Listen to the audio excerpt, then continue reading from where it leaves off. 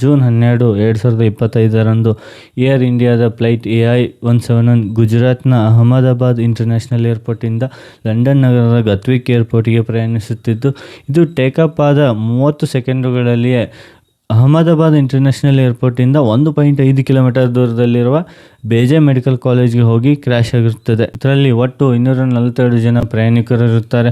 ಅದರಲ್ಲಿ 230 ಜನ ಪ್ಯಾಸೆಂಜರ್ಸು ಹಾಗೆ 12 ಜನ ಕ್ರ್ಯೂ ಮೆಂಬರ್ಸ್ ಇರ್ತಾರೆ. 12 ಜನ ಕ್ರ್ಯೂ ಮೆಂಬರ್ಸಲ್ಲಿ 7 ಜನ ಪೈಲಟ್ಸ್ ಕೂಡ ಇರುತ್ತಾರೆ.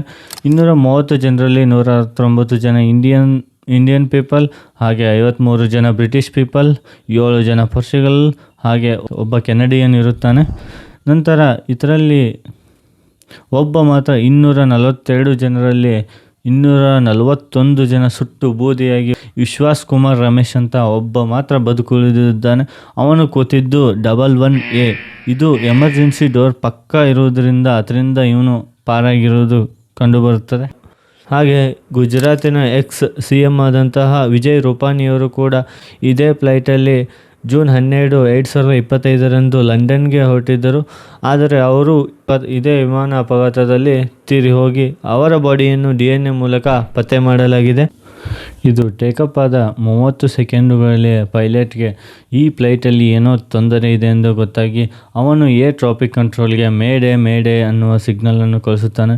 ಮೇಡೆ ಅನ್ನುವುದು ಇದೊಂದು ಲೈಫ್ ಥ್ರೆಟ್ನಿಂಗ್ ಎಮರ್ಜೆನ್ಸಿ ಇದ್ದಾಗ ಬಳಸುವ ಏರ್ ಇಂಡಿಯಾ ಇಂಡಸ್ಟ್ರಿಯಲ್ಲಿ ಬಳಸುವ ಒಂದು ಸಿಗ್ನಲ್ ಆಗಿದೆ. ಇದನ್ನು ಪಡೆದ ಕೂಡಲೇ ಏರ್ ಟ್ರಾಫಿಕ್ ಕಂಟ್ರೋಲ್ ಅವರು ಯಾವುದೇ ರೀತಿಯ ವ್ಯವಸ್ಥೆಯನ್ನು ಮಾಡುವಷ್ಟರಲ್ಲಿ ಫ್ಲೈಟ್ ಹೋಗಿ ಕ್ರ್ಯಾಶ್ ಆಗಿರೋದು ಸುದ್ದಿ ಹರಡಿಬಿಡುತ್ತದೆ.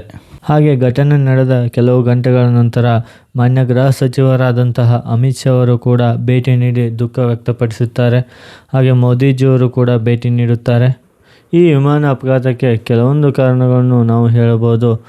ಹಾಗೆ ಏವಿಯೇಷನ್ ಎಕ್ಸ್ಪರ್ಟ್ ಮತ್ತು ರಿಟೈರ್ಡ್ ಕ್ಯಾಪ್ಟನ್ ಆದಂತಹ ಅಲೋಕ್ ಸಿಂಗ್ ಅವರು ಕೆಲವೊಂದು ಕಾರಣಗಳನ್ನ ಮೆನ್ಷನ್ ಮಾಡಿದ್ದಾರೆ. ಮೊದಲನೇದಾಗಿ 2 ಇಂಜಿನ್ಗಳ ಕಾರ್ಯನಿರ್ವಹಣೆಯು ನಿಂತಿರಬಹುದು. ಅಂದರೆ AI-171 ಬೋಯಿಂಗ್ ಕಂಪನಿಯ ಈ ಏರ್ಕ್ರಾಫ್ಟ್ 2 ಇಂಜಿನನ್ನು ಹೊಂದಿರುತ್ತದೆ. ಒಂದು ಇಂಜಿನ್ ಕೆಲಸವನ್ನು ನಿಲ್ಲಿಸಿದ ತಕ್ಷಣ ಇನ್ನೊಂದು ಇಂಜಿನ್ ಹತ್ತಿರದ ಸೇಫೆಸ್ಟ್ ಪ್ಲೇಸನ್ನು ತಲುಪುವಷ್ಟು ಕೆಪಾಸಿಟಿಯನ್ನು ಹೊಂದಿರುತ್ತದೆ. ಆದರೆ ಈ ಸಂದರ್ಭದಲ್ಲಿ ಏನಾಗಿರಬಹುದು ಅಂದರೆ 2 ಇಂಜಿನ್ಗಳ ಕಾರ್ಯಕ್ಷಮತೆ ನಿಂತು ಹೋಗಿ ಈ ಘಟನೆ ನಡೆದಿರಬಹುದು ಎಂದು ಒಂದು ಆಲೋಚನೆ ಅಷ್ಟೆ. ಎರಡನೇದಾಗಿ ಪಕ್ಷಿ ಹೊಡೆದಿರಬಹುದು. ಹಾಗೆ ಪೈಲಟಿಂದನೇ ಏನಾದರೂ ತಪ್ಪಾಗಿರಬಹುದು ಅಥವಾ ಮುಂಚಿತವಾಗಿಯೇ ಆ ಫ್ಲೈಟಲ್ಲಿ ಏನೋ ತೊಂದರೆ ಇರಬಹುದು.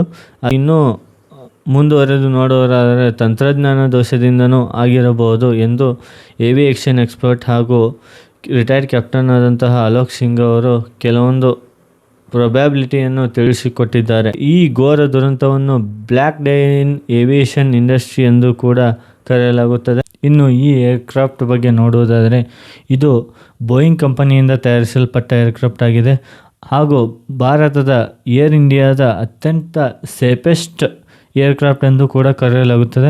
ಇದು 11 ವರ್ಷಗಳ ಹಿಂದೆ ಜೂನ್ 28, 2014ರಂದು ಏರ್ ಇಂಡಿಯಾಗೆ ಸೇರ್ಪಡೆಯಾಗುತ್ತದೆ. ಇದರ ಸ್ಪೆಷಾಲಿಟಿ ಏನೆಂದರೆ ಇದು 2 ಇಂಜಿನನ್ನು ಹೊಂದಿರುತ್ತದೆ. ಅದರಲ್ಲಿ ಒಂದು ಇಂಜಿನ್ಗೆ ಏನಾದರೂ ತೊಂದರೆ ಬಂದರೆ ಇನ್ನೊಂದು ಇಂಜಿನ್ ಮೂಲಕ ಹತ್ತಿರದ ಸೇಫೆಸ್ಟ್ ಪ್ಲೇಸನ್ನು ತಲುಪುವಷ್ಟು ಕೆಪಾಸಿಟಿಯನ್ನು ಇದು ಹೊಂದಿರುತ್ತದೆ. ಇನ್ನು ಎಕ್ಸಾಕ್ಟಾಗಿ ಆ ಫ್ಲೈಟ್ನಲ್ಲಿ ಏನು ನಡೆದಿದೆ ಎಂದು ತಿಳಿದುಕೊಳ್ಳಲು ನಮಗೆ ಬ್ಲ್ಯಾಕ್ ಬಾಕ್ಸ್ ಅವಶ್ಯಕತೆ ಇದೆ. Black box it is A electronic device ಅಥವಾ ಎಲೆಕ್ಟ್ರಾನಿಕ್ ರೆಕಾರ್ಡರ್ ಆಗಿ ಫ್ಲೈಟ್ನಲ್ಲಿ ಬಳಕೆಯಾಗುತ್ತದೆ.